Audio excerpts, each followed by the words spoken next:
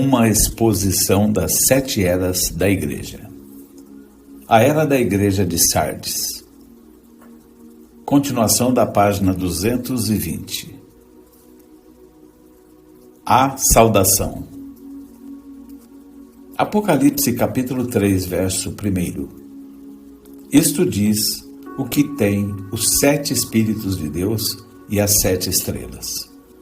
Uma vez mais, como nas 4 eras anteriores, o Espírito está revelando para nós o nosso misericordioso Senhor, apresentando seus maravilhosos atributos. Esta vez, enquanto ele se acha no meio da igreja, o vemos como aquele com os 7 Espíritos de Deus e as 7 estrelas. Sabemos quem são as 7 estrelas, porém, teremos que descobrir a que os 7 Espíritos se referem. Esta mesma frase é encontrada 4 vezes no livro de Apocalipse. Apocalipse capítulo 1, verso 4, e dá dos 7 Espíritos que estão diante do seu trono. Apocalipse 3, verso 1. Isto diz o que tem os 7 Espíritos de Deus. Apocalipse 4, 5. E do trono saíam relâmpagos e trovões e vozes, e diante do trono ardiam 7 lâmpadas de fogo, as quais são os 7 Espíritos de Deus. Apocalipse capítulo 5, verso 6. E olhei, e eis que estava no meio do trono e dos 4 animais viventes, e entre os anciãos um cordeiro, como havendo sido morto, e tinha 7 pontas e 7 olhos, que são os 7 Espíritos de Deus enviados a toda a terra. Para começar, sabemos com certeza que estes versículos não estão ensinando uma doutrina nova e contrária a João 4, 24a. Deus é um Espírito, mas isto é semelhante a 1 Coríntios 12, de 8 a 11, onde encontramos um Espírito manifestando-se em 9 maneiras.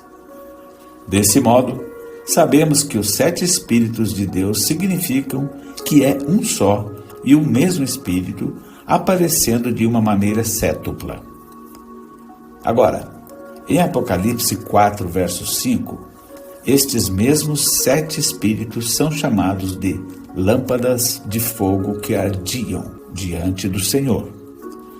Uma vez que João sempre usou apenas símbolos do Velho Testamento no Apocalipse, vamos ao Velho Testamento e encontramos em Provérbios 20, 27 que a alma, na versão em inglês, Rei Tiago, lê-se o Espírito, tradutor, do homem é a lâmpada do Senhor. Estes 7 Espíritos acham-se associados ao homem. João Batista, em João 5,35, foi chamado de uma candeia que ardia, que realmente deveria ser traduzido por lâmpada que ardia. Além disso, em Apocalipse capítulo 5, verso 6, os 7 Espíritos são identificados como 7 olhos. Em Zacarias 4, verso 10, porque quem despreza o dia das coisas pequenas? Pois esses se alegrarão vendo o prumo na mão de Zorobabel. Os 7 olhos do Senhor, na versão em inglês do tradutor Rei Tiago, lê-se Zorobabel com aqueles 7. Eles são os olhos do Senhor, tradutor. É muito evidente que a palavra eles refere-se a homens. Assim, vemos que os olhos do Senhor, neste caso, são homens. Evidentemente, eles serão homens ungidos, cheios do Espírito Santo, pois os ministros de Deus não estão no poder de homens, mas do Espírito Santo. Juntando nossas descobertas escriturísticas, fica patente que os 7 Espíritos de Deus referem-se ao ministério contínuo do mesmo Espírito Santo nas vidas de 7 homens com os quais Deus se identifica muito intimamente. Eles são seus olhos, e eles são suas lâmpadas. Quem esses homens são? Pode facilmente ser visto, porque a frase seguinte os chama de 7 estrelas, as quais já nos são conhecidas como os 7 mensageiros para as 7 eras. Quão belo é isso! Veja, a estrela foi destinada a refletir luz de noite, porque o sol se pôs. Exatamente assim, o mensageiro, tipificado como uma estrela, para cada era, tinha de refletir a luz do Filho. Todos eles fizeram isto pelo Espírito Santo. Paulo foi o primeiro mensageiro, e ele disse em Gálatas 1:8, que se qualquer anjo, qualquer mensageiro, qualquer vigário, não importava quem fosse, se ele anunciasse outro evangelho além do que Paulo anunciou, fosse anátema. Paulo sabia que depois que partisse, entrariam lobos cruéis. Ele sabia que o próprio Satanás podia aparecer como um anjo de luz, quanto mais seus ministros. Assim, ele adverte que este evangelho seria sempre o mesmo. Ora, Paulo batizava em nome de Jesus e rebatizara quando as pessoas não tinham sido imersas assim. Ele pôs a igreja em ordem e ensinou o uso adequado dos dons do Espírito. E confirmou que eles deviam permanecer na igreja até que Jesus viesse. Desse modo, os mensageiros seguintes, todos os 6 remanescentes, dariam a mesma luz do Evangelho de Jesus Cristo e os sinais os seguiriam. Irineu qualificou-se? Sim. Martim qualificou-se? Sim. Columba qualificou-se? Sim. Martinho Lutero qualificou-se? Muito seguramente. Wesley qualificou-se? Sim, senhor. Ele teve um grande ministério e até orou para o seu cavalo ficar bom e ele ficou. Aí está, 7 eras da igreja e 7 mensageiros que foram semelhantes, e Paulo pronunciou uma maldição sobre qualquer um que dissesse que era um mensageiro, mas tivesse um evangelho diferente e vivesse numa luz diferente. Agora, esta minha última afirmação concorda com o resto da palavra? Sim. A palavra diz que, se alguém acrescentar a este livro, ou tirar dele, seria atormentado e sentenciado à condenação por Deus. Deus disse: eu farei vir as pragas escritas neste livro, ou tirarei sua parte da árvore da vida. Apocalipse capítulo 22, verso 18. Assim vemos que os 7 Espíritos realmente se referem ao único Espírito de Deus, operando a vontade e a palavra de Deus em diferentes gerações. Eu gostaria de ilustrar isso a partir da palavra. O Espírito de Deus estava poderosamente sobre Elias. Depois, esse mesmo Espírito veio sobre Eliseu em duplo efeito. Então, séculos mais tarde, o mesmo Espírito que chamamos de Espírito de Elias, a fim de descrever seu ministério, voltou sobre João Batista. Um dia, esse mesmo Espírito, identificado pelo mesmo tipo de ministério, virá sobre um homem para o fim da era da igreja gentia. Além disso, a Escritura diz que Deus ungiu a Jesus de Nazaré com o Espírito Santo e virtude, e ele andou fazendo o bem, curando a todos os oprimidos do diabo. Quando Jesus foi embora, ele disse a seus discípulos para permanecerem até o Pentecostes, em cuja ocasião o mesmo Espírito que estava sobre ele voltaria e cairia sobre eles e os encheria. Então, aquele corpo chamado para fora, a igreja, estaria em seu lugar sobre a terra, tomando o seu lugar. E porque esse mesmo Espírito que estava nele estaria neles, eles fariam as mesmíssimas obras. E qualquer povo que seja verdadeiramente o corpo de Jesus Cristo, a verdadeira igreja, manifestará as mesmas obras que Jesus e a igreja pentecostal fizeram, porque o mesmo Espírito estará neles. Qualquer outra igreja que não tenha o Espírito e as manifestações vai ter que prestar contas a Deus. Também diz aqui que estas 7 estrelas, ou 7 mensageiros, para as 7 eras, estão em sua mão. Ele os está segurando. Você reconhece imediatamente que, se eles são mantidos em sua mão, estão associados com seu poder. É isso o que a mão significa. Significa o poder de Deus e a autoridade de Deus. Nenhum deles veio em seu próprio poder e autoridade. É isso que Paulo disse.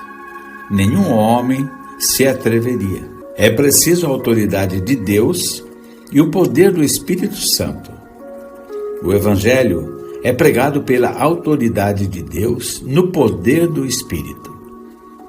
Todos estes homens foram habilitados pelo Espírito Santo. Todos eles enfrentaram o mundo. Eles podiam fazer isso. Eles estavam cheios de Deus.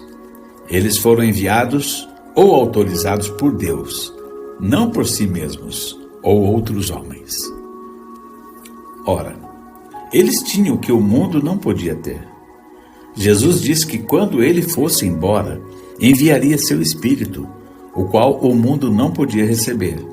Isso é correto. O mundo ou os sistemas mundanos não puderam recebê-lo. É isso que a organização é sistema mundano. Mostre-me uma igreja do sistema mundano que seja cheia do Espírito Santo. Eu quero vê-la. Se você puder me mostrar uma igreja assim, você está encontrando um erro na palavra. Não, Senhor. Nenhum destes mensageiros foi organizado.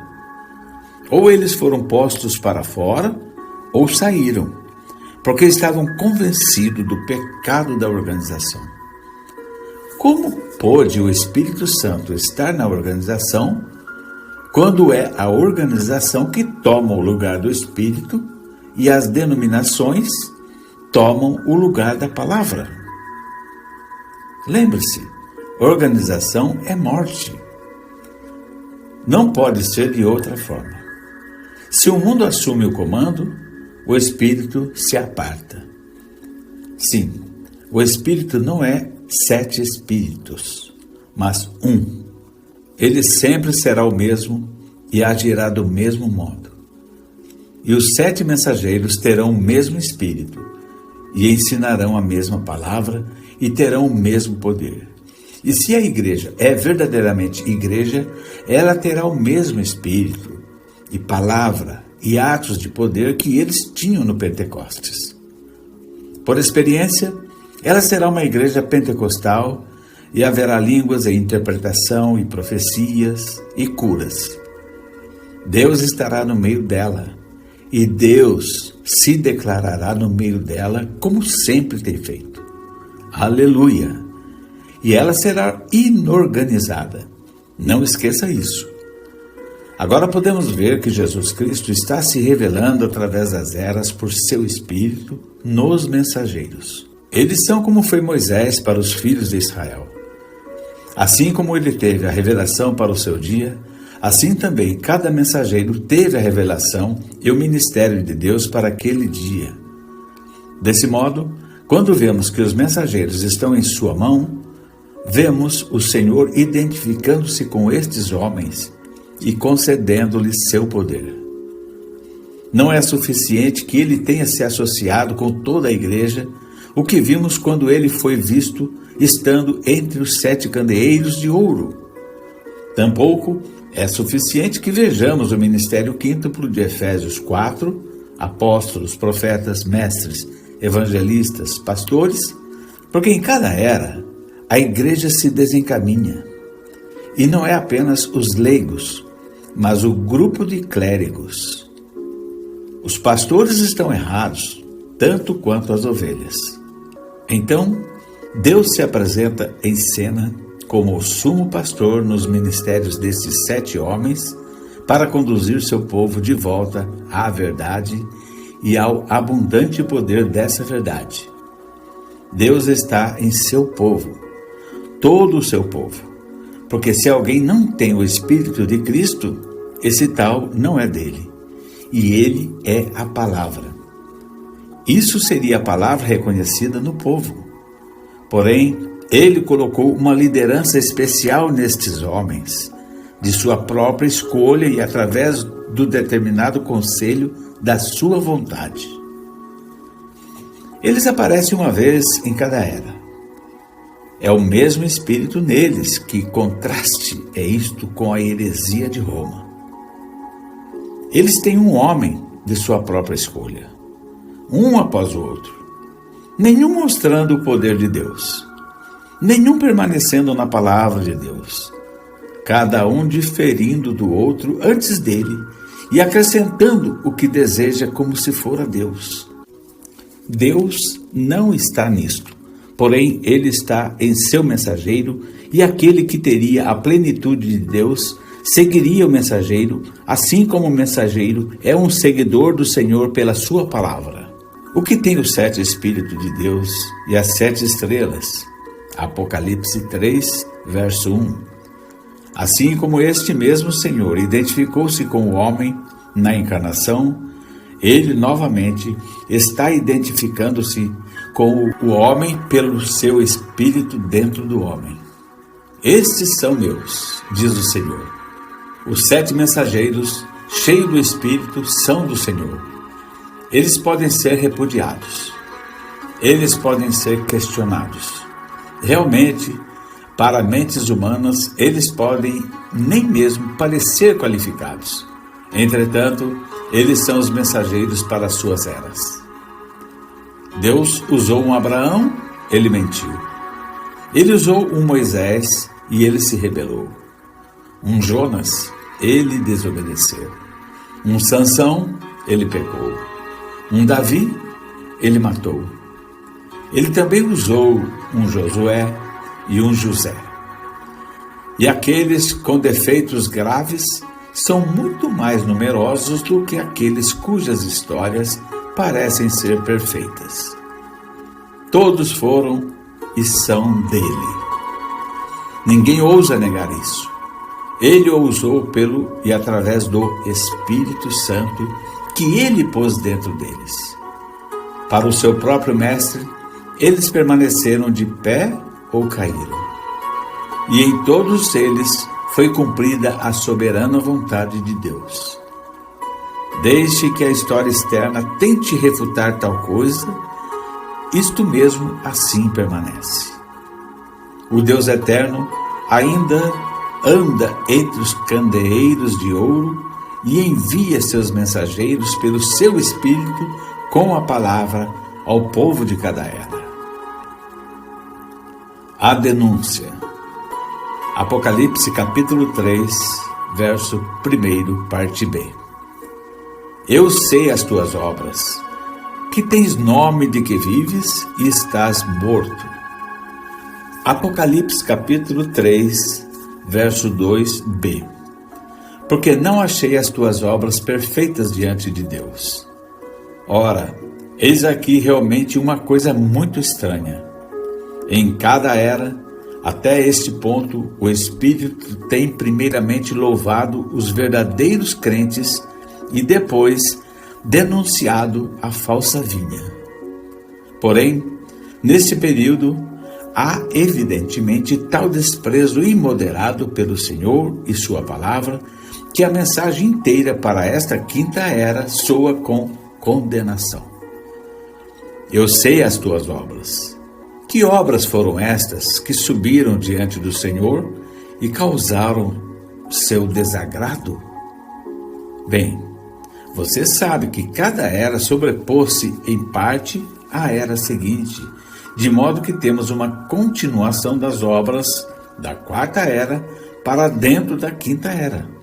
Estas obras, como você está bem ciente, foram: primeiro, a liderança do Espírito Santo foi substituída por uma hierarquia humana. Segundo, a pura palavra de Deus e seu benefício gratuito a todos os homens foi deposta por credos, dogmas, regras da igreja, etc. Terceiro, a adoração do Espírito e os dons do Espírito e tudo o que pertence ao verdadeiro companheirismo comunitário dos santos foi lançado de lado pela liturgia e adoração literal de ídolos, festas pagãs, etc.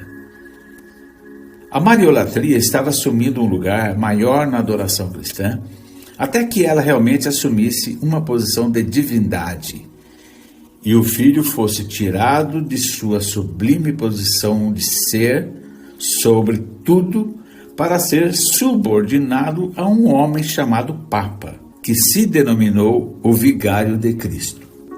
Aqueles que combateram esta terrível igreja anticristã foram destruídos. Aqueles que permaneceram com ela acharam-se como joguetes da igreja, quer fossem camponeses ou reis. Suas vidas não eram propriedade deles e tampouco suas vidas eram de Cristo. Mas eles pertenciam, corpo, alma e espírito, à igreja romana. Eles falavam acerca do sangue de Cristo, contudo, compravam sua salvação com dinheiro e compravam o perdão dos pecados com ouro ou com penitência. Os mais ricos, dentre eles, encontraram uma situação feliz quando o Papa Leão X lhes permitiu comprar indulgências pelos pecados ainda não cometidos, de modo que podiam, com tranquilidade de consciência, planejar seus crimes terríveis e depois passar a executá-los, sabendo que o Papa já tinha perdoado seus pecados. A palavra de Deus era afastada deles, portanto, quem podia conhecer a verdade?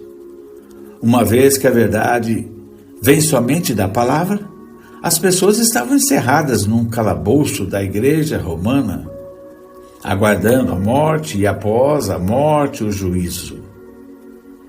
Mas a grande prostituta embriagada com o sangue dos mártires e sem nenhuma preocupação de juízo, cambaleando selvagemente, continuou a matar homens tanto com morte espiritual como com morte física.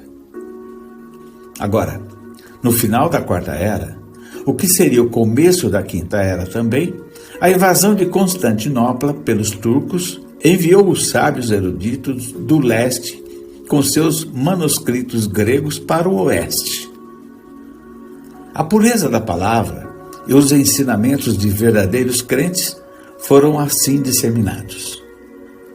E não somente estes excelentes mestres foram de grande importância, mas também foi descoberta a invenção do que tornou-se a base de nossas impressoras modernas, facilitando a produção de livros. Desse modo, vemos que a grande fome e demanda pela Bíblia puderam ser satisfeitas. Deus levantou muitos homens poderosos, dentre os quais Lutero foi apenas um. Calvino e Zwinglio foram dois outros luminares. E além destes, houve muitos mais que não são tão bem conhecidos. Entretanto, embora tudo isso não fosse em vão, a poderosa obra de Deus foi realmente impedida por estes mesmos homens. Primeiro, eles não se opuseram ao casamento igreja-estado do Concílio de Nicéia, porém, na verdade, adotaram essa união. A defesa do Evangelho pelo Estado foi bem recebida, embora não houvesse nenhuma palavra para isto. E embora possamos ver a cólera do homem redundando em louvor a Deus, em tais eventos como Henrique VIII aceitando a reforma e a rejeição da autoridade papal, isso foi uma sombra remota da verdade do Pentecostes e da proteção de um Deus onipotente. Apesar do constante ensinamento de Lutero contra a interferência externa em assuntos da igreja local, ele não conseguiu remover das mentes dos homens o conceito bispo, arcebispo, de governo da igreja. Desse modo, a igreja deu um passo na direção correta, mas ainda permaneceu algemada. Por isso, rapidamente, ela estava de novo aprisionada no mesmo calabouço de onde tentara escapar. Todavia, a taça das obras abomináveis ainda não estava cheia. Não somente Lutero, através de um julgamento pobre, incitou à batalha e, desse modo, causou a morte de multidões. Mas o grupo de Zwinglio perseguiu até a prisão o pio Dr. Hubmaier e, embora não o tenha entregue à morte na fogueira, foi realmente responsável em grande parte por sua subsequente morte pelo fogo. E Calvino não fez menos, porque exigiu a prisão de Servetus, que vira e ensinava a unicidade da divindade. O Estado então submeteu este irmão a julgamento e, para consternação de Calvino, ele foi queimado na estaca. Se alguma vez houve um tempo de zelo denominacional, foi neste tempo trágico. As palavras de Comênios descrevem muito desta era.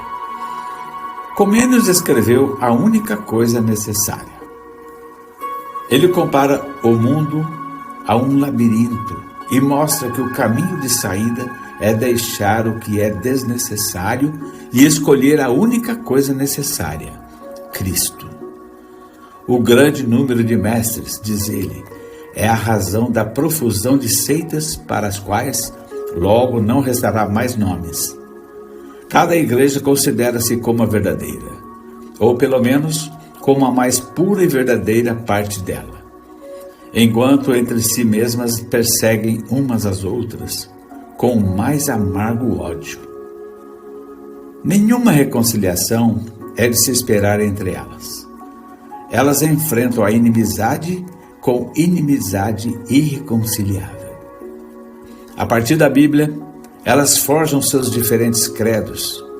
Estes são suas fortalezas e baluartes atrás dos quais se entrincheiram e resistem a todos os ataques. Eu não direi que essas confissões de fé, porque podemos admitir na maioria dos casos que são assim. São más em si mesmas. Elas se tornam assim, entretanto, visto que alimentam o fogo da inimizade, somente pondo-as completamente de lado seria possível começar a trabalhar na cura das feridas da igreja. A este labirinto de seitas e confissões diversas faz parte uma outra coisa: o amor à disputa. O que se consegue com isto? Foi resolvido alguma vez uma única contenda erudita? Nunca. Seu número somente tem aumentado.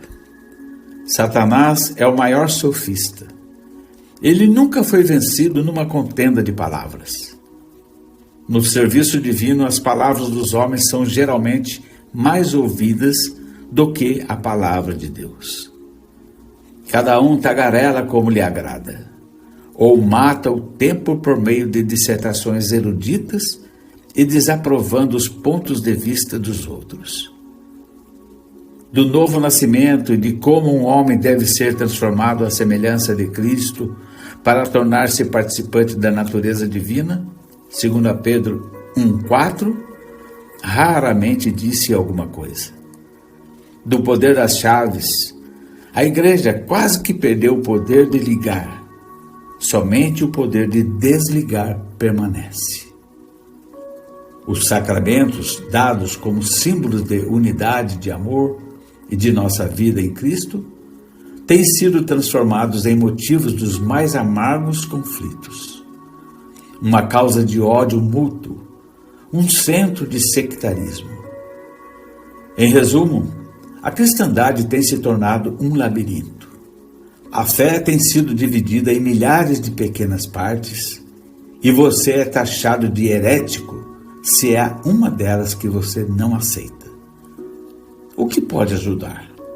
Somente a única coisa necessária: retornar a Cristo.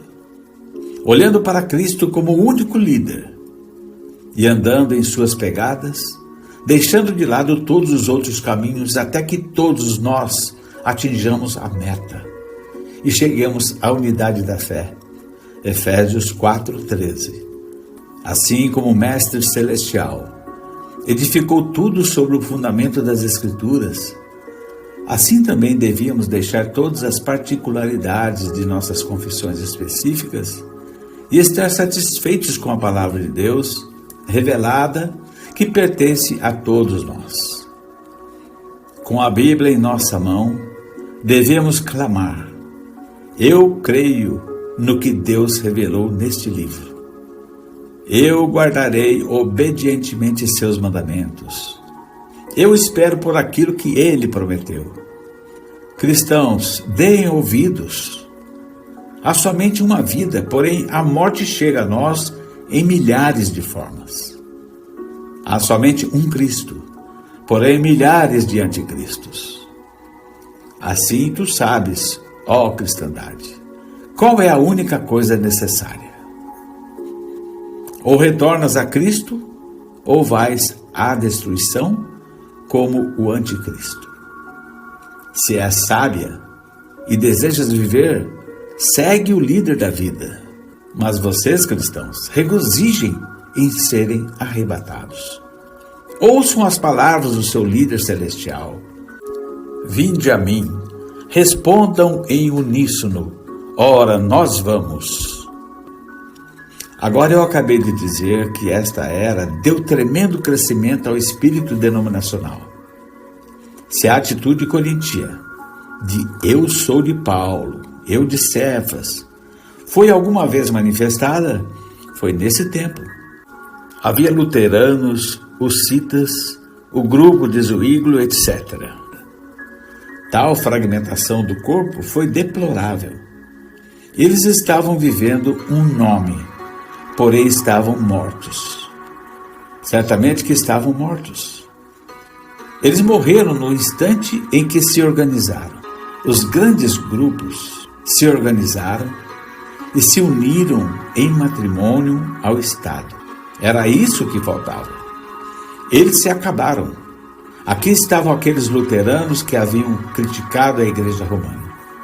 Eles conheciam a injustiça das uniões políticas e espirituais.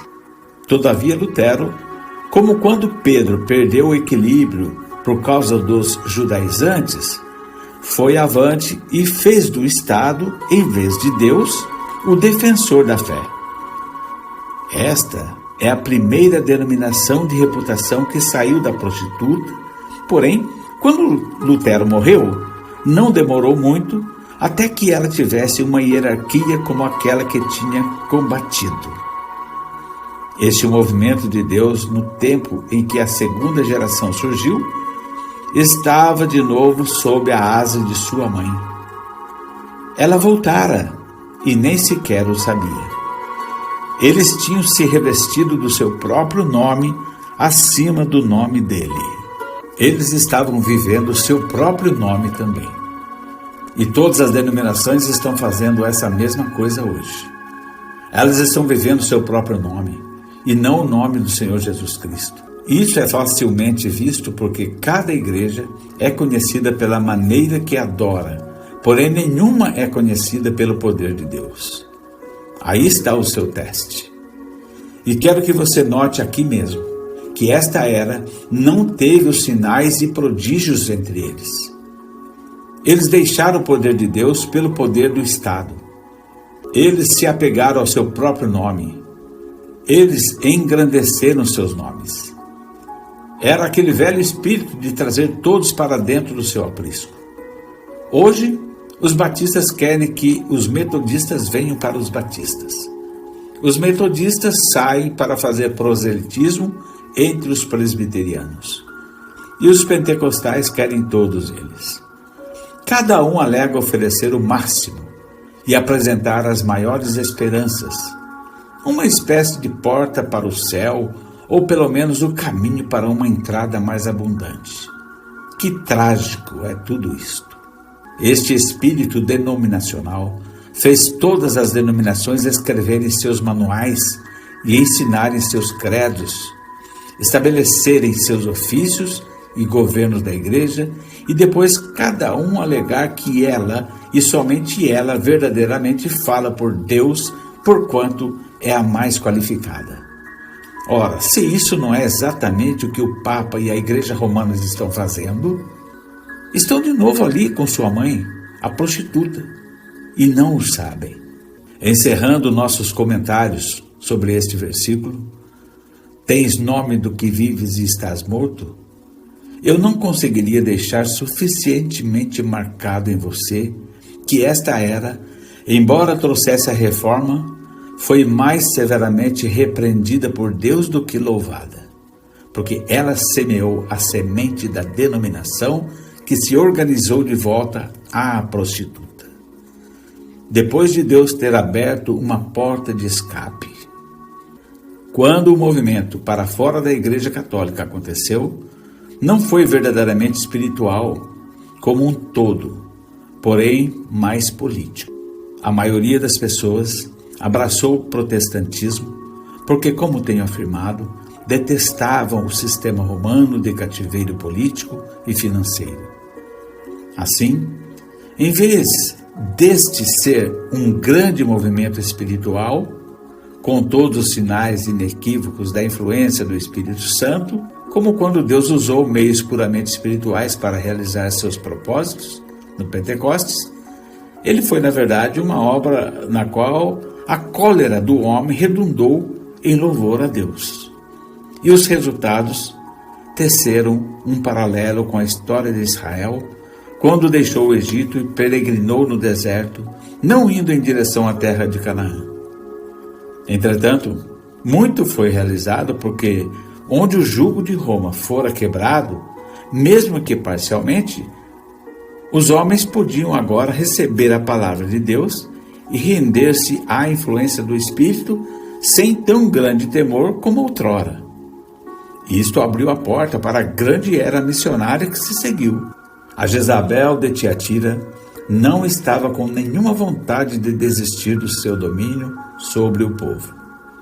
E assim vemos sua filha, Atália, levantar sua cabeça na era de Sardes, com esperança de que pudesse ser capaz de estrangular a verdadeira semente através de seus esquemas de organização.